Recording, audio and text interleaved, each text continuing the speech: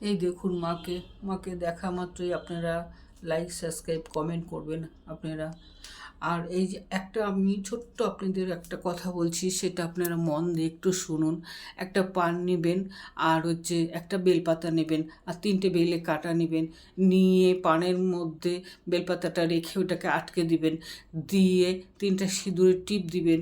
দেওয়ার পরে ওটাকে একটা লাল কাপড়ের মধ্যে ওটা পেঁচিয়ে রেখে দিবেন। আপনি যেখানেই যাবেন এই জিনিসটা নিয়ে যাবেন। আপনি কোনো হয়তো ভালো কাজে যাচ্ছেন বা হচ্ছে না সে কাজটা, এটা যদি নিয়ে যান সঙ্গে, আপনি দেখবেন কাজটা হয়ে যাবে।